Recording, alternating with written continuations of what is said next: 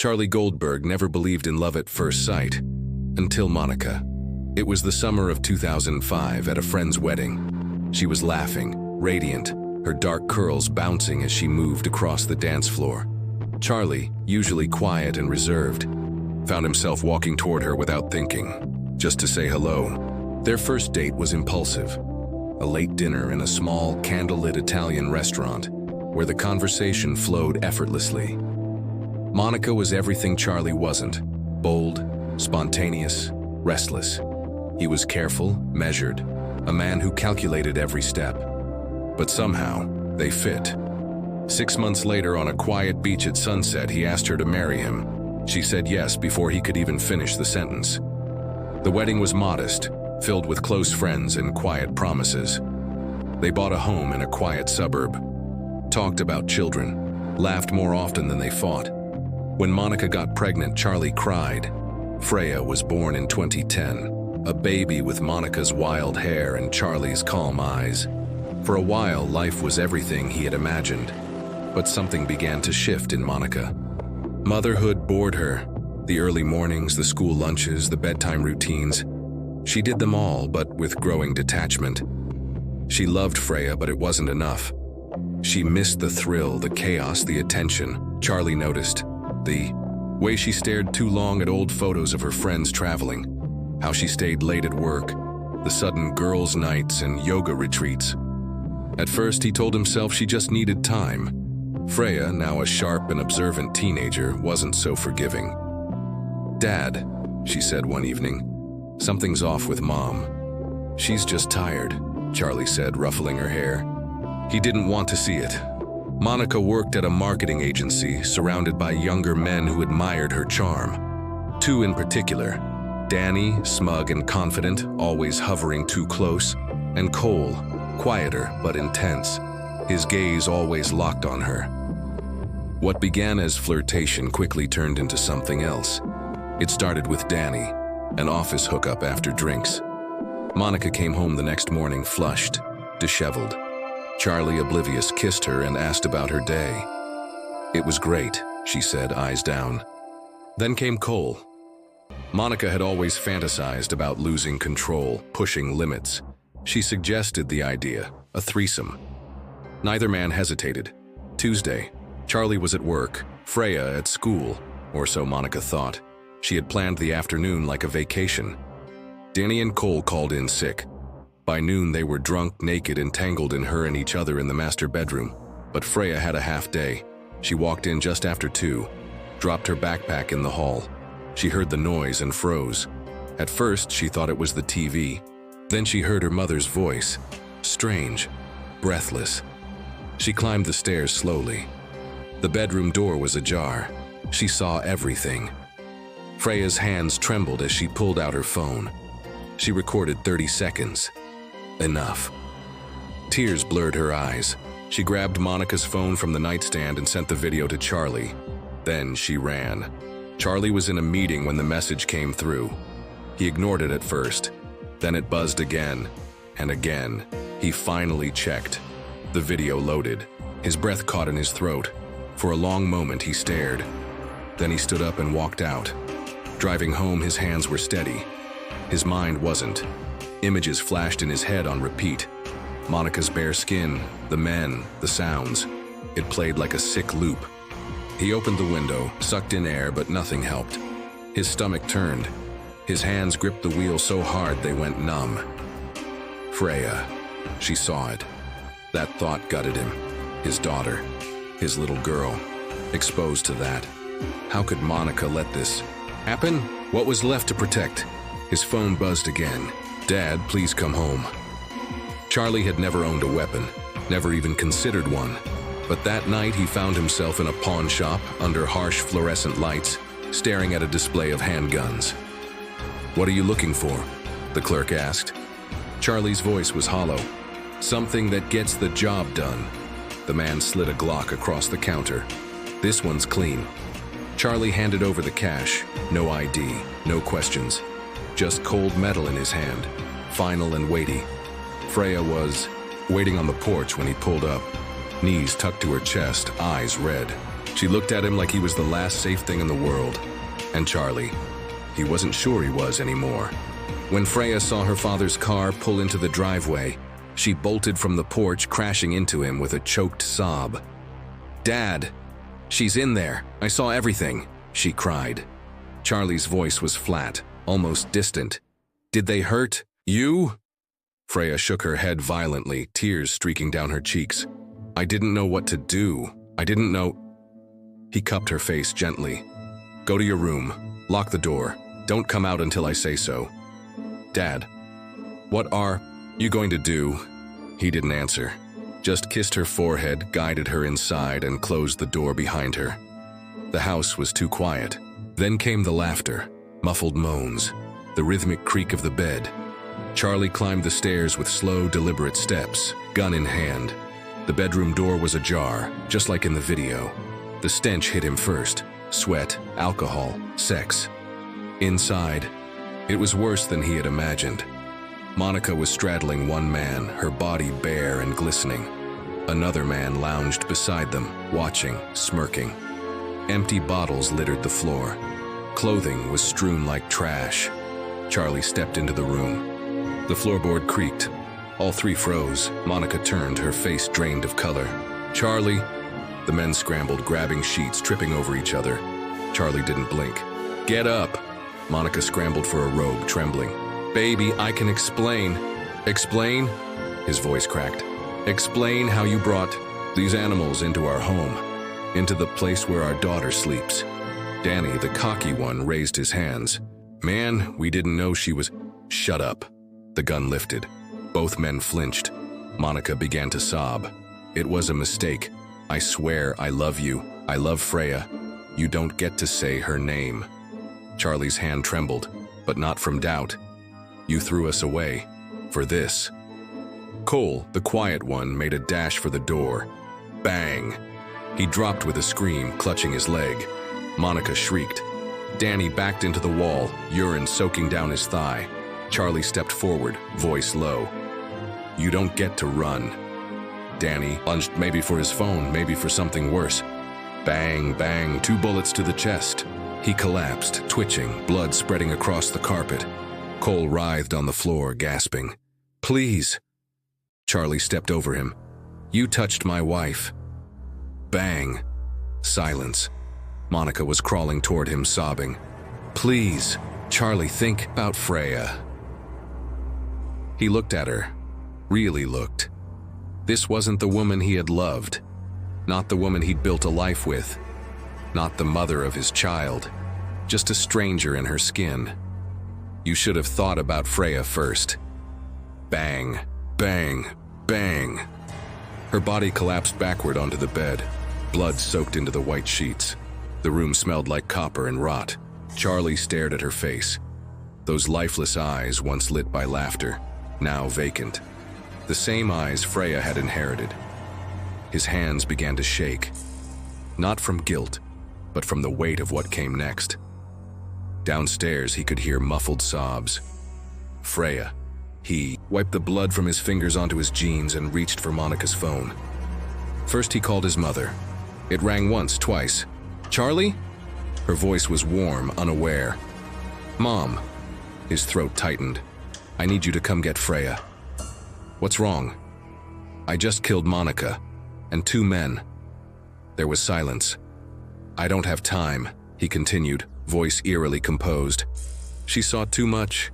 I need you to take her, raise her, love her." "Charlie, I've already called the police. I'm turning myself in." Before she could respond, he ended the call. He opened Monica's banking app.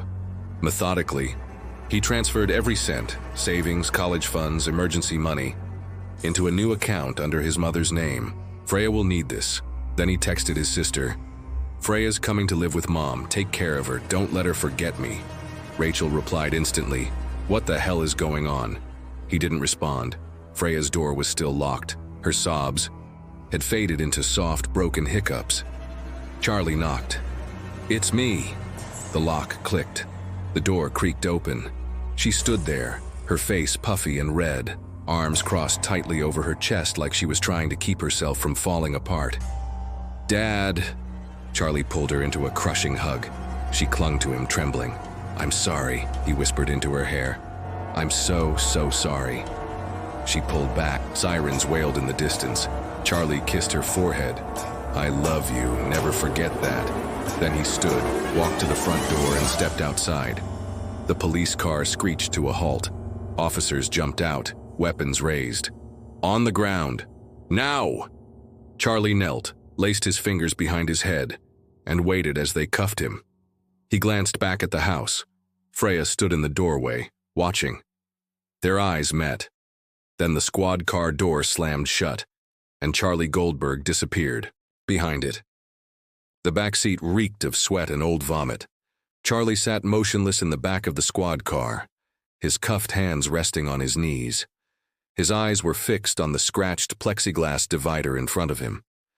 The officers up front didn't acknowledge him, speaking only in low, clipped tones into their radios.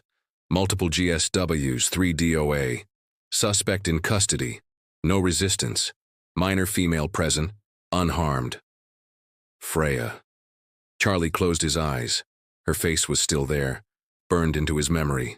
Standing in the doorway, pale, hollow, not afraid, but aware. Something deeper than fear. Something like understanding. The car jolted over a pothole. The wedding band on his finger caught a sliver of light from a passing street lamp. Monica is dead. The thought didn't feel real. Not yet. Processing was a blur. Fingerprints, mugshot. Empty your pockets, wallet, keys, a crumpled receipt from a pawn shop. The officer at the desk didn't even look up. Just a woman with tired eyes and a blonde ponytail. "You understand your rights?" Charlie nodded. "Sign." He scrawled Charles Daniel Goldberg. It didn't feel like his name anymore. Then the strip search, cold hands, fluorescent lights, the squat, the cough, humiliation sterilized into protocol. They gave him orange scrubs that stank of bleach and defeat. Detective Reyes looked like he'd been carved from concrete. Broad shoulders, shaved head, voice like gravel dragged across broken glass. He slid a file across the table. Photos. Blood. Skin. Monica's empty eyes. Charlie looked away. "You want to walk me through it?" Reyes asked. "I already told the uniforms." "Now you tell me." So Charlie told him. The video. Freya walking in. The gun. The silence. Reyes listened, emotionless, jotting down notes. "So you bought the gun after watching the video. That's premeditated." Charlie met his eyes. "I didn't plan to kill her. I just wanted to stop it." "Stop what, exactly?" Reyes leaned. Charlie's voice cracked. "The lies, the humiliation, the way she looked at me like I was nothing, like I didn't matter, like I never had." Silence. "Lawyer?" Reyes asked. Charlie shook his head. "No." Freya sat wrapped in a coarse, gray blanket inside a cold CPS office. Her fingers gripped a paper cup of hot chocolate that had long since gone cold. She hadn't taken a single sip. Her grandmother, Evelyn, argued with a social worker across the room. "She's not going into foster care. I'm her legal blood relative. We just need to process." "I am the process," Freya tuned. "Them out."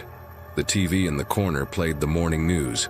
Breaking: local man murders wife and 2 associates in apparent crime of passion. Her father's mugshot flashed across the screen. Freya's stomach twisted. She barely made it to the trash can before throwing up. By sunrise, the story was everywhere. Love triangle turns deadly. Teen daughter witnesses mother's affair and father's revenge. The Goldberg tragedy, a family torn. Part by betrayal. News vans lined the street outside Evelyn's house. At school, reporters shouted, "Did you know your mom was cheating? Do you blame your dad? What's it like, being an orphan?" Freya stopped going outside. The cell was 6 feet wide, 8 feet long. The mattress reeked of piss and mildew. Charlie sat on the edge, staring at the concrete wall. A voice echoed from the next cell. "Yo, Goldberg, you the guy who smoked his old lady?" Charlie said nothing. "Hell yeah," the voice laughed. "Cheaters get what they fucking deserve." Charlie's fists clenched. 2 weeks later, Freya came to see him. She looked like she'd lost 10 pounds in 10 days, pale, hollow. Her fingernails were chewed to the quick. She sat across from him in the visitation room, silent. Freya, now 16, buried in an oversized black sweater, didn't move, didn't flinch. She just stared at the back of her father's head, wondering if any trace of him was still left in that cage of flesh and bone. The prosecutor, Diane Carter, didn't hide her contempt. She didn't need to. She paced before the jury like a predator. Charlie's court-appointed lawyer, Mark Ruiz, leaned in. "We plead temporary insanity. It's the only shot you've got." Charlie shook his head. "I knew what I was doing." "Then you're going to die in prison," Ruiz said flatly. The defense fought to admit Monica's betrayal into evidence. "Your Honor," Ruiz argued, "this wasn't random. It was intimate, personal, a crime of passion, not premeditated. Slaughter, the victim's actions, infidelity," Carter cut in, "is not a license to kill." The judge, a frail old man with watery blue eyes, gave a slow nod. "Admitted." Then they played the video. Monica, Danny, Cole, sweat. Movement, sound, jurors winced. One woman covered her mouth. A man muttered, "Jesus Christ." Freya sat in the gallery, her nails digging into her palms until they bled. Charlie didn't look up once. Carter stalked back to the jury. Her heels clicked like a ticking clock. This wasn't rage, it wasn't grief, it was execution. Charles Goldberg purchased a firearm, entered a room, and pulled the trigger. 3 times, then again, and worst of all, she pointed straight at Freya. He made her an orphan. Witness after witness took the stand. The pawn shop clerk remembered him clearly. He didn't look angry, he didn't look sad, he just looked ready. Ready to become the man he'd been trying not to be his whole life. The 911 call was played in court. Charlie's voice, flat and unshaken, confessed to the murders without hesitation. The dispatcher testified next, followed by the coroner. Clinical.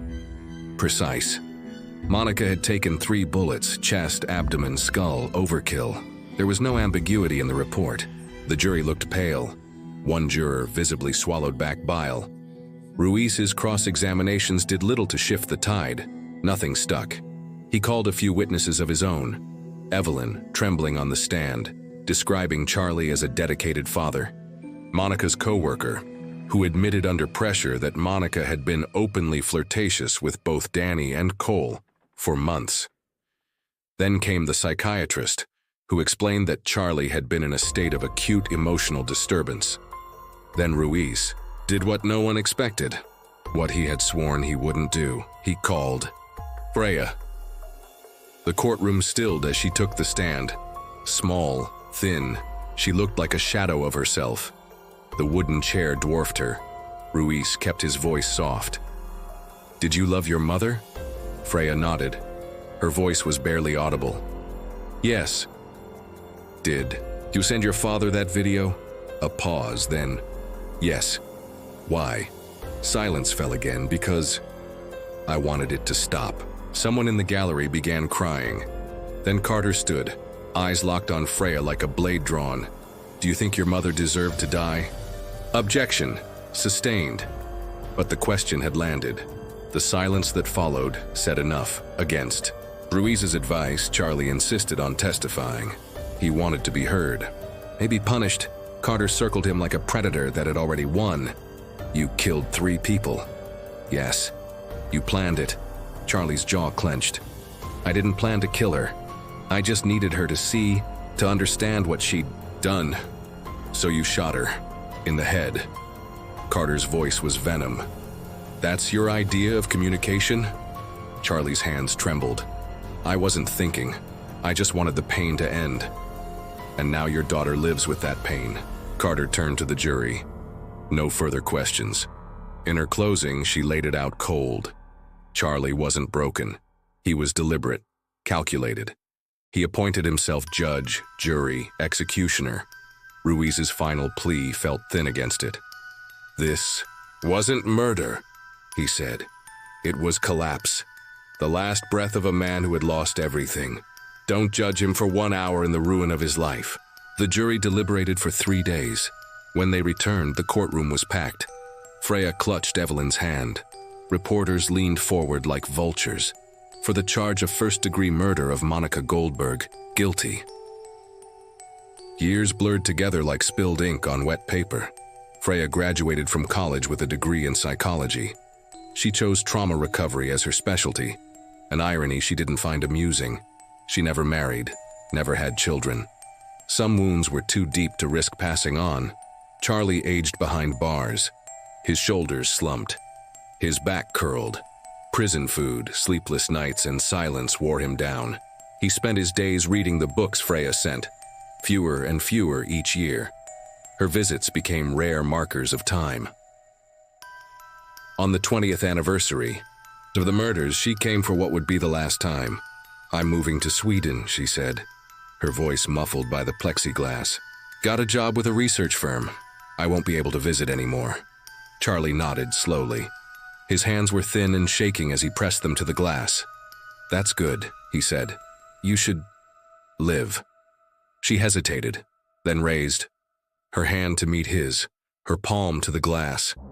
For the first time in 20 years, he saw something in her eyes. Not forgiveness, but maybe peace. "I don't forgive you," she whispered, "but I don't hate you anymore." It was more than he deserved. Monica's grave was forgotten. The headstone cracked, stained by weather and time. Danny and Cole were buried by relatives who spent the settlement money quietly. No memorials, no flowers, just grass. The house, where it all happened, burned down in an electrical fire a year after the trial. The land was bought by a developer. They built a playground over it. Children laughed where Monica had died. Some crimes don't leave scars, they leave absences, black holes that swallow futures. Charlie's bullets didn't just end 3 lives. They murdered every version of what might have been. The loving father Freya needed, the remorseful woman Monica might have become, the childhood that was supposed to be safe. And in the end, all that remained was this: a daughter who learned, too young that love could destroy, a father who traded his life for vengeance, and a question that would never find an answer. Was it worth it? The prison walls never replied. Thank you for watching. Don't forget to like and subscribe for more disturbing true crime stories. Leave your thoughts and theories in the comments below.